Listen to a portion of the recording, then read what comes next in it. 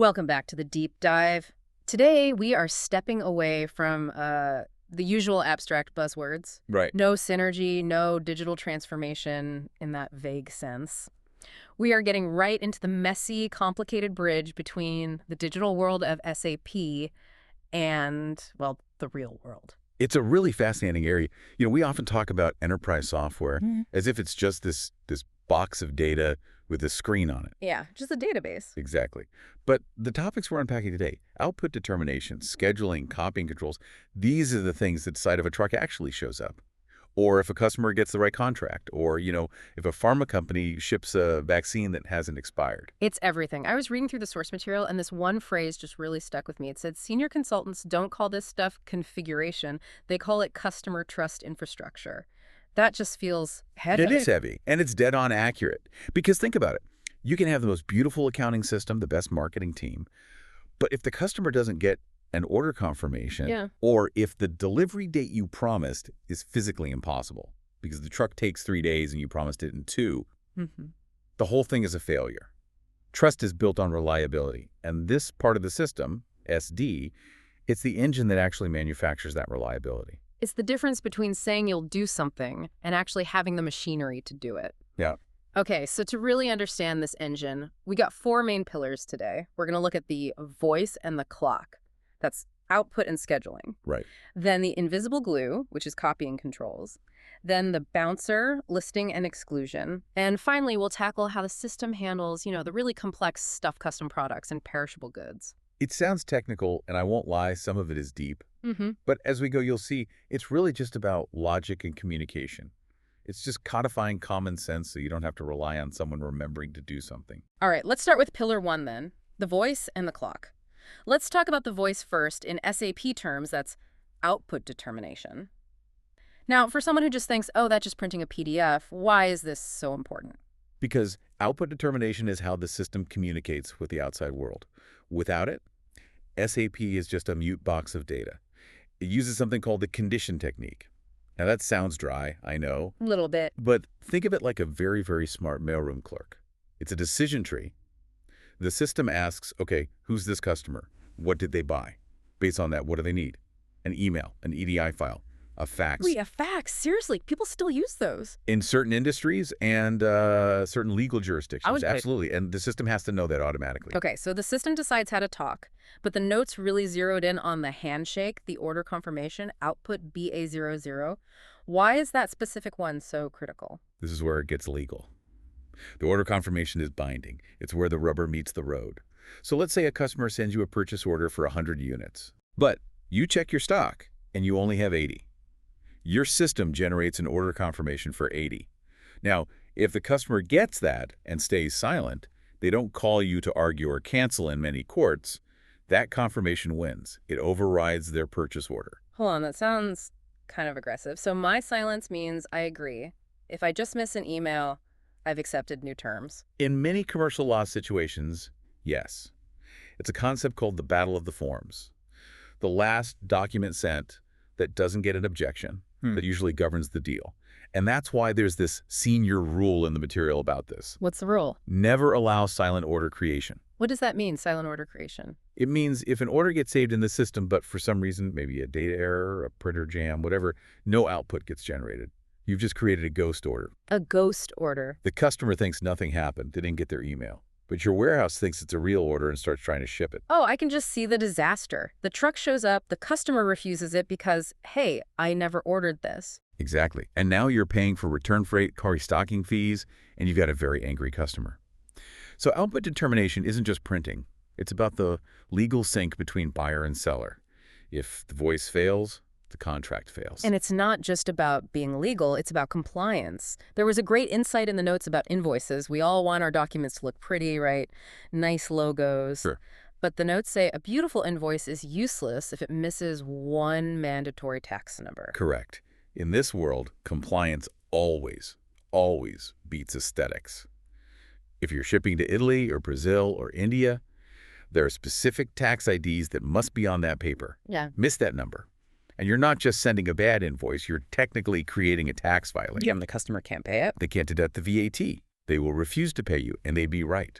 So the voice has to be legally fluent, not just loud. And before we move on to the clock, there's the logistics side of this voice, the picking list. Right. It seems so mundane. It's just a piece of paper telling someone on a forklift what to grab. Yeah. But if that output fails, if the printer jams or the data doesn't get to the scanner, the warehouse team literally stands there, idle. They don't know what to do. The whole business just stops. Wow. Okay, so that's the voice. Now for the clock. Delivery scheduling. This answers the question, when can we actually get this to them? This is where physics enters the equation. The system has to calculate dates, and it does it in two main ways. The default is usually backward scheduling. Okay, let's unpack that. The notes made it look like a math problem. How does it work? It starts with the goal. The customer says, I need this on my dock Friday the 10th. The system then works backward in time. Okay. It asks, how long is transit? Let's say 2 days. So the truck has to leave on the 8th. Then how long to load it? Maybe 4 hours. How long to pick and pack? Maybe a full day. So we just keep subtracting all these little chunks of time. Exactly. It subtracts transit, loading, picking time, all from that final delivery date. And it ends up with what's called the material availability date, the moment the goods have to be ready on the dock, which, in our example, might be the 7th. That makes perfect sense. But what happens if today's the 8th? The math says I needed to start picking yesterday. I can't go back in time. Precisely. You can't schedule into the past. And that is where forward scheduling kicks in. The notes call this the hard truth of the system. The hard truth. I like that. Why is it so hard? Because it's the system telling the salesperson, no, you can't have that. The system looks at when the material will actually be available. Right now or next week. Right. And then it adds the lead times to that date. Moving forward into the future, it tells the customer, look, I know you wanted it on the 10th, but physics says the earliest possible date is the 14th. I bet sales reps hate that. They just want to say yes. They do. They always ask, can't we just override the date? But the risk here is huge. If you override the date without changing the physics, without actually making the warehouse work faster, you are lying. If your system thinks picking takes 1 day, but it really takes 3, you break the contract the moment you create the order. That goes right back to that customer trust infrastructure idea. If your core data is wrong, the trust is just gone. Garbage in, garbage out. If you tell the system it takes 0 days to load a truck, the system will believe you, but the truck driver won't. Fair point. Okay, let's move to segment 2, the invisible glue. We're talking about copying controls. This sounds like the most boring topic ever. Why is this a pillar? It's one of those topics that junior people often just skip over, but it's absolutely critical. I mean, think of copying control as the DNA replication of the system. DNA replication. Yeah. A business process is a chain of documents, right? An inquiry becomes a quotation. The quote becomes an order. The order becomes a delivery, then an invoice. You don't want someone manually typing that data 5 times. Right, typos would be everywhere. Typos, yes. But more importantly, you'd break the audit trail. If I just type a new order, how does the system know it came from that specific quote? It doesn't. But copying control also acts as a transformation engine. Transformation, so it actually changes the data as it copies it. Exactly. Let's look at the move from order to delivery. That's controlled by VTLA. This is the bridge from the commercial world, what we agreed to sell, to the physical world, what we're actually moving. And the senior rule here is the delivery must reflect what is executable, not just what was ordered. Give me an example of that. Sure. You order 100 widgets. I check my stock. I only have 80 confirmed. The copying control logic says, okay, copy the item, but change the quantity from 100 to 80. It stops the warehouse from getting an instruction to pick 20 items that don't exist. That makes so much sense. It filters for reality. What about the next step? Delivery to invoice. The source mentioned a ship then bill rule. That's transaction VTFL. It ensures you cannot invoice a customer until the goods have physically left the building. This is a massive financial control. You can't recognize revenue for something you haven't shipped. That's fraud in a lot of places. And this is where it got really interesting for me, pricing type G. The notes called this the gold standard for billing. What makes it so special? This is a nuance that saves companies millions. So imagine you order something in January for $100, but there are delays, and it doesn't ship until February. Okay. In February, maybe your price list goes up to 110. But also, the government changes the sales tax from 5% to 6%. What should the invoice say? Well, I mean, if we agreed on $100, it should be $100. I'd be pretty mad if you charged me more because you were late. Correct. You made a promise. But the government doesn't care about your promise. They care about when the tax event happened, which is the invoice date. So pricing type G is a setting that tells the system, copy the price, the $100 unchanged, but redetermine the taxes based on today's rules. Wow, that is incredibly specific. So I pay the old price, but the new tax. Exactly. It protects your commercial deal but keeps you out of trouble with the tax authorities. Any other setting is wrong. One pisses off the customer, the other gets you fined. And while we're on financial protection, the notes mentioned the return trap. This sounded like a straight-up scam. It is. It's a classic cash leakage loop. Mm. A customer buys something during a big sale for, say, 50% off, so $50 instead of $100. Then, next week, the sale is over. They return the item. If your system doesn't force that return to reference the original invoice, it just looks at the current price. Which is $100. Right, so they buy for 50, return for 100, and they just made $50. That's a great return on investment, and copying control stops that. It closes the loop. It forces the return order to be created with reference to the original invoice. It copies the price exactly as it was on the day of sale. The system sees you paid 50, so you only get 50 back. End of story. Amazing how much fraud prevention is just buried in these settings. Okay, voice, clock, glue. Now for the bouncer. Segment 3, listing and exclusion. I love this analogy. This is all about preventive governance. It's not about how you sell. It's about what you're allowed to sell and to who. So you've got a whitelist and a blacklist. Basically, yeah. Listing is the whitelist. If you're on the list, you can buy it. If not, you're out. The classic example is private label goods. Think about Kirkland Signature products. Right, that's Costco's brand. Only Costco's. Yeah. But what if a new sales rep at Walmart accidentally types in the code for Kirkland cookies? If you're just relying on training, that order might go through. But with listing, the system checks the customer against the material, it sees Walmart, it sees Kirkland, and the bouncer just says, nope, you're not on the list. Error stopped before it's even made. And exclusion is the blacklist. If it's on this list, you can't buy it. Exactly. This is often used for a sunset rule. Let's say we're discontinuing a product next month. We want to sell off what's left now, but on the first of the month, we want sales to stop. Dead. You create an exclusion record that becomes effective on that date. So it's automatic. You don't have to send a memo to the sales team. Memos get ignored. Emails get lost. Yeah. An exclusion record does not. The moment the clock strikes midnight on the 1st, the system just refuses to take the order. That's discipline. Now, under these special controls, there are a few other tools. Item proposal. Think of that as a shopping list for high-velocity customers. You have a franchisee who orders the exact same 50 items every Tuesday. Milk, bread, soda, whatever. Instead of typing in 50 codes every single time. Which takes forever, and you're bound to make a mistake. Right. Instead, they just pull up the item proposal. Boom. It populates the whole order instantly. 20 minutes of work becomes 2 minutes. And no typos. Speed and accuracy. And then there's transaction variants for simplifying the screen. It's the secret weapon for UI simplification. SAP screens are famous for having hundreds of fields and buttons. A user might only need 5 of them. With a transaction variant, you just hide everything else. Instead of saying don't press the red button, you just hide the red button. Precisely. But there is one button that is very, very dangerous. Mass change. The source material was so dramatic about this. It said a junior consultant could destroy the integrity of the entire order book in 30 seconds. Is that real? It is not an exaggeration. Mass change is for bulk updates, like changing a price on 500 orders at once. But imagine you get the filter wrong. You meant to update orders for customer A, but you forget to put that filter in.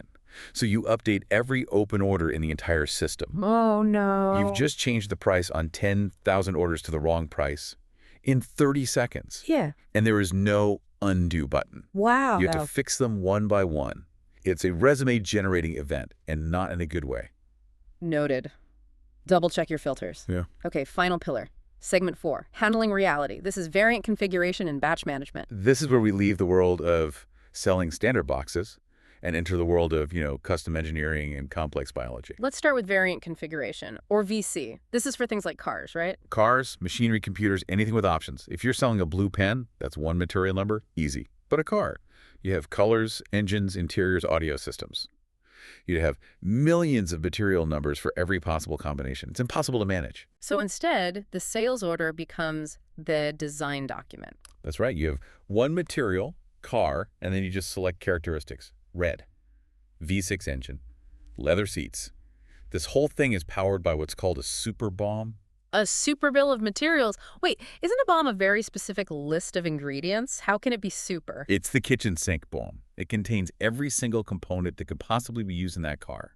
The V6 engine is in there, and so is a V8, Oh. the US power cord, and the European one. All of it, all together. And the system has to figure out which ones to actually use. That's the magic of object dependencies. It's the logic engine. It prevents chaos. So a sales rep can't sell a car with both a sunroof and a convertible soft top. Because that's physically impossible. Right. But a human might try to sell it? The dependencies stop that impossible order before it ever gets to the factory. Because if it gets to the factory, the whole production line stops while they try to figure out what to build. VC ensures that if you can sell it, we can actually build it. Preventing errors upstream again. Okay, now, batch management. This is the shift from what material to which specific one. Yes, this is critical for pharma, food, chemicals.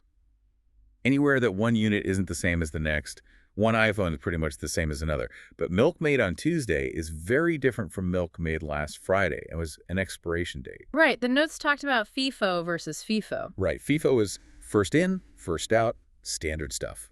But for perishables, you need FIFO, first expiry, first out. The milk example was perfect. If you ship the new milk before the old milk. The old milk sits in the back of the warehouse and it rots. It's a total loss. The batch determination logic automates this. It tells the picker, no, don't grab that one. Grab this specific batch that expires sooner. And what about SLA, shelf life expiration date? This sounded like a legal shield. It absolutely is. Imagine a hospital is your customer. They demand that any vaccine they get must have at least 30 days of shelf life left. Makes sense. They need time to use it. Now, you might have a batch in your warehouse that expires in 29 days. It's perfectly good, not expired. But the customer's rule is 30. The system checks the SLED. It sees 29 days. It will refuse to pick that batch for that order. It refuses, Yeah. even if it's the only stock you have. You'd rather lose the sale. You have to. In pharma, shipping something that doesn't meet the shelf life rule is a huge liability. If that vaccine expires before they can use it, you're responsible. This system protects the company from breaking the law, even if a salesperson is screaming for the stock. It's just amazing how much logic is churning away in the background to get a box on a truck. We see the truck, but we don't see the thousands of little decisions that made it happen. It's the invisible nervous system of the company. It really is. So let's try and wrap this up. We've covered so much ground. What's the big picture here? Well, if you zoom out, all of these technical topics, output, scheduling, copying, batches, they're not really about IT. They all point to one single thing: reliability. Output is about communicating clearly. Scheduling is about making promises you can keep. Copy and control is about consistency. Listing and exclusion are about discipline. And VC and batches are about handling complexity without chaos. The source material had a great line. It says senior consultants design these systems so that every date is defendable mathematically, and quality is designed into the process, not inspected in. That is the goal. You want to build a machine you can trust so you don't have to check every single order by hand. But here's a final thought to leave everyone with. We've built this incredible machine, the voice, the clock, the bouncer. It works perfectly. But what happens if the data we feed it is wrong? Ah, that is the nightmare scenario. If your master data is flawed, if you put in the wrong weight, the wrong loading time, the wrong lead time, the system becomes a perfect logic machine producing perfectly wrong answers. It will confidently promise a date that's impossible. It will perfectly copy the wrong price. Garbage in, perfect garbage out. Exactly. The system is only as good as the truth you tell it. Well, on that note, next time you get a package or look at an invoice, maybe take a second to think about the invisible logic that made it happen. Thanks for listening to this deep dive.